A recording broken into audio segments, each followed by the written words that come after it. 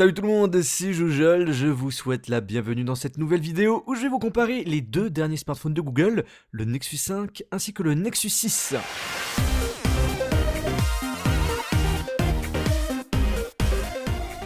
Ce sont deux smartphones au design bien différent et fabriqués par des constructeurs différents, Motorola pour le Nexus 6 et LG pour le Nexus 5. On est sur deux smartphones en plastique, par contre le contour est en aluminium sur le 6. La prise en main est bien plus agréable sur le Nexus 5 que le 6 qui est plus petit, plus fin et plus léger. Vous avez plus de mal à utiliser le Nexus 6 avec une seule main parce qu'il est plus large et la matière à l'arrière fait glisser le smartphone plus facilement, contrairement au Nexus 5, notamment le noir qui possède un arrière soft touch. Comparé au Nexus 5, le 6 possède deux haut-parleurs, la qualité de son est nettement meilleure et vu qu'on est sur un son stéréo, vous êtes plus immergé dans vos jeux ou encore dans vos films. Tous les boutons se situent à droite sur le Nexus 6, alors que sur le 5, comme la plupart des smartphones, on a les boutons volume à gauche et le bouton power à droite. Deux couleurs sont proposées pour le Nexus 6, bleu nuit et blanc nuage, et trois pour le Nexus 5, noir, blanc et rouge. Alors la taille de ces deux smartphones est différente due à leurs écrans. Le Nexus 5 possède un écran 5 pouces et pour le 6 on a un écran 6 pouces. On a une différence également sur la qualité, on a du Full HD sur le 5 et du Quad HD sur le 6. Du coup sur le Nexus 6 il y a plus de pixels par pouce et donc la qualité est meilleure. Alors quel écran choisir, 6 pouces ou 5 pouces? Pour ma part je trouve que 6 pouces c'est vraiment grand, on a vraiment du mal à utiliser le smartphone avec une seule main. Selon moi le 5 pouces du Nexus 5 est parfait comme taille d'écran pour un smartphone. Par contre je vais pas vous mentir, le 6 pouces c'est assez pratique quand vous utilisez le smartphone comme GPS, quand vous regardez des films, quand vous naviguez sur internet ou encore quand vous jouez.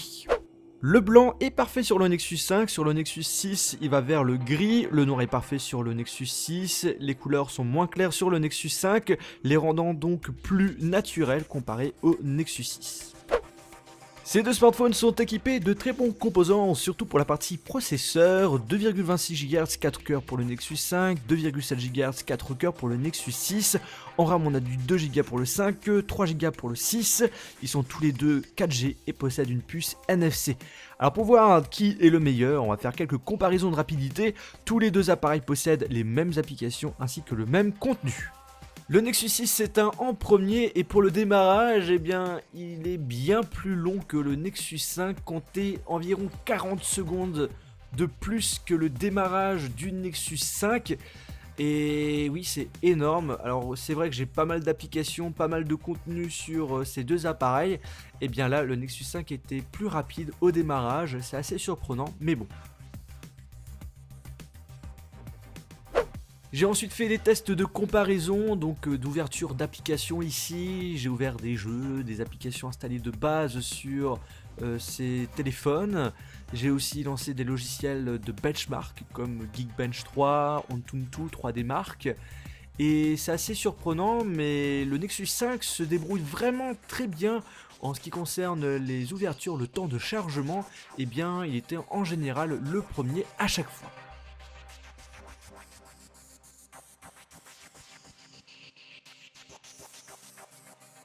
Même si c'est pas une source fiable, vous me le demandez assez souvent, voici des scores de benchmark. Donc avec Antutu on a une différence d'environ 18 000, donc c'est assez imposant quand même comme différence.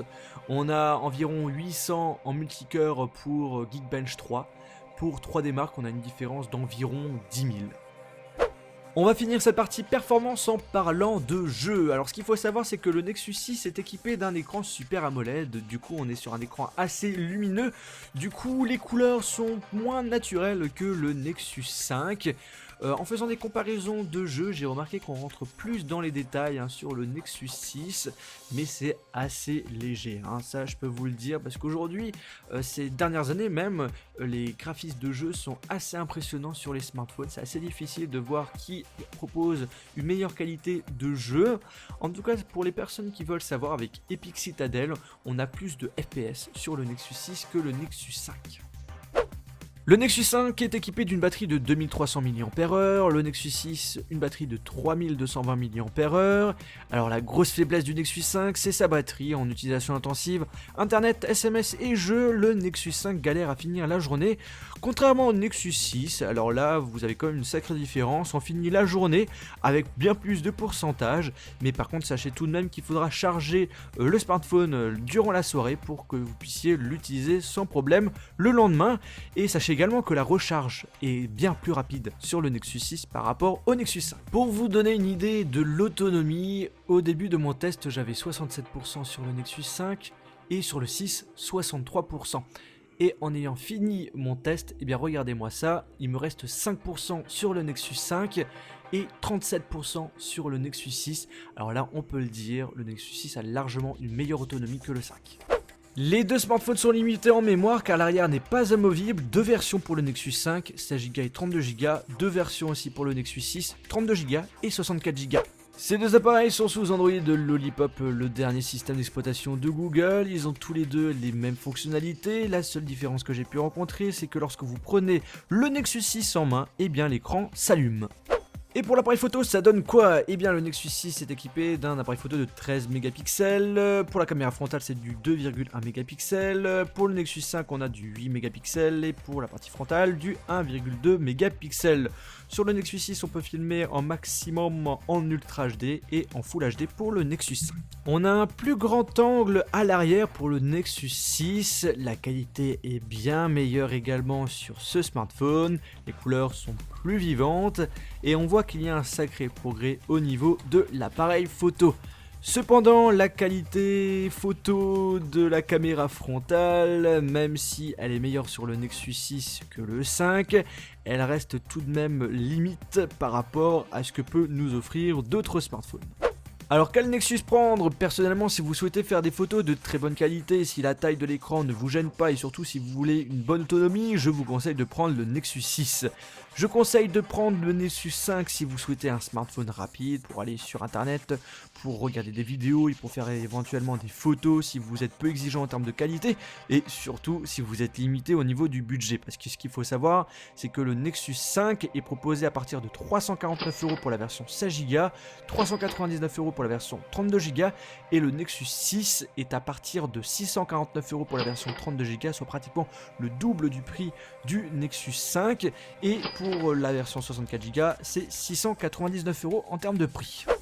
Et bien ma vidéo de comparaison est terminée, pour ma part j'ai une préférence pour le Nexus 5 parce que sa prise en main est juste parfaite, mais ses réels défauts c'est son appareil photo et son autonomie contrairement au Nexus 6.